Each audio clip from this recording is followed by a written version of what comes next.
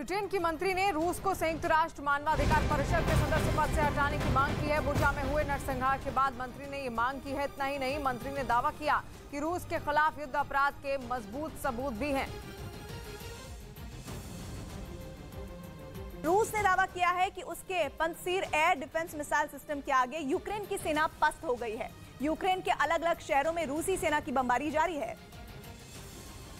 लेकिन इसके जवाब में दागी जा रही यूक्रेन की मिसाइलें रूस के एयर डिफेंस मिसाइल सिस्टम का निशाना बन रही हैं, जिसका एक वीडियो भी सामने आया, जिसमें साफ दिखा कि वहां के किसी इलाके से रूसी सैनिकों ने जेड निशान वाली गाड़ी से अपने टारगेट की ओर मिसाइल दागी। इस सिस्टम के जरिए न केवल जमीन से हवा में मार करने वाली मिसाइल, बल्कि जमीन से जमीन पर मार करने वाली मिसाइल भी दागी जा सकती हैं। यानी हेलीकॉप्टर और टैंक दोनों को तबाह किया जा सकता है।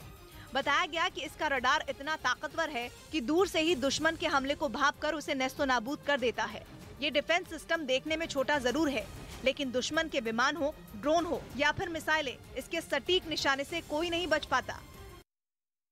उधर रूस और यूक्रेन के बीच जंग हर गुजरते दिन के साथ और भीषण होती जा रही है और अब रूस ने अपने बम बरसाने वाले लड़ाकू विमान सुखोई का इस्तेमाल तेज कर दिया है। इसका एक वीडियो रूस की ओर से जारी किया गया, जिसमें रूसी सेना का सुखोई 35 लड़ाकू विमान हथियारों के साथ रूस के एक एयरबेस से उड़ान भरता नजर आया। चंद मिनटों में ही इसने यूक्रेन की सीमा में घुसकर हवा में ही टारगेट को लॉक किया और फिर उस पर मिसाइल छोड़ दी, जिसमें यूक्रेन की सेना के अहम ठिकाने को तबाह करने का दावा किया गया। तय वक्त में अपने मिशन को अंजाम देने के बाद रूस के सुखोई 35 विमान ने एयरबेस पर सुरक्षित लैंडिंग की। वहीं यूक्रेन के राष्ट्रपति व्लादिमीर ज़ेलेंस्की ने नरसंहार के बाद बुचा शहर का दौरा किया और ये शहर राजधानी कीव के नजदीक है और कीव को हथियाने के लिए रूस ने इस शहर पर 26 फरवरी यानी कि हमले के तीसरे दिन कब्जा जमा लिया था, लेकिन इसके बाद भी पुतिन की सेना कीव में दाखिल नहीं हो पाई।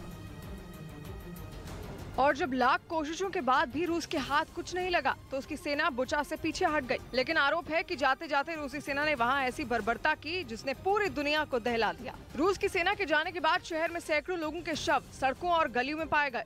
सभी की गोली मारकर हत्या की गई थी। कुछ लोगों के हाथ पैर तक बंधे थे। देखने से ऐसा लगा जैसे उनको मारने से पहले बंधक बनाया गया हो। इस नरसंहार के बाद यूक्रेन के राष्ट्रपति ज़ेलेंस्की ने वहां का दौरा किया।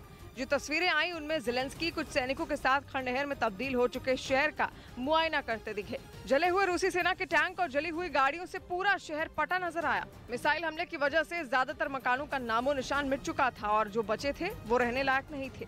Европейского Союза, многих стран. Вот я считаю, что им нужно приехать и посмотреть. तबाह हो चुके शहर का दौरा करने के बाद ज़ेलेंस्की ने जंग के बीच अपनी जान बचाने में कामयाब रहे नागरिकों से मुलाकात की और उनका हालचाल जाना। इस दौरान कुछ महिलाएं उनकी तस्वीरें खींचती नजर आई। बाद में ज़ेलेंस्की ने शहर के मेयर को भी सम्मानित किया।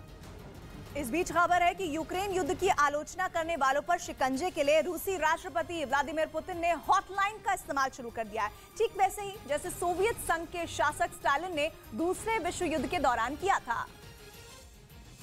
और अब स्टालिन की राह पर चलते हुए पुतिन ने भी ऐसी ही फोन लाइन और वेबसाइट बना दी, जिसमें युद्ध का विरोध करने वालों की जानकारी दी जा सकेगी। दावा है कि इसके लिए लोगों को एसएमएस भेजने भी शुरू कर दिए गए, यानी रूस के नागरिक देशद्रोह करने वालों की जानकारी पुतिन सरकार को देंगे।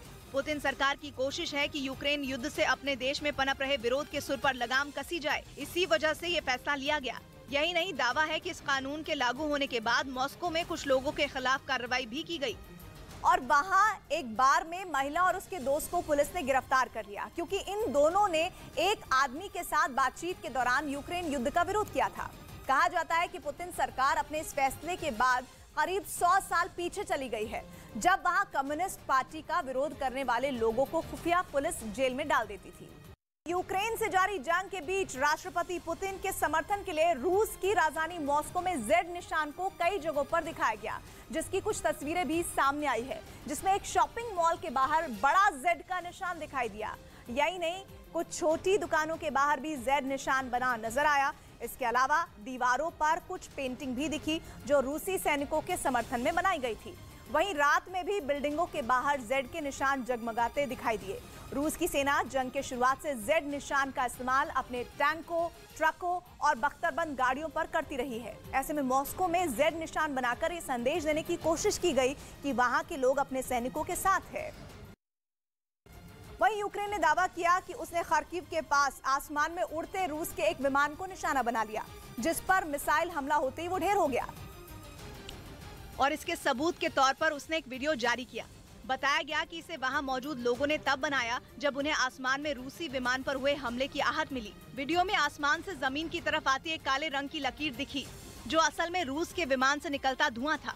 इसके बाद वो जमीन पर जा गिरा और वहां से काले धुएं का गुबार उठता दिखा। यूक्रेन ने दावा किया कि ये रूस का Su-35 फाइटर जेट था, जिसे यूक्रेन के एयर डिफेंस सिस्टम का शिकार होना पड़ा।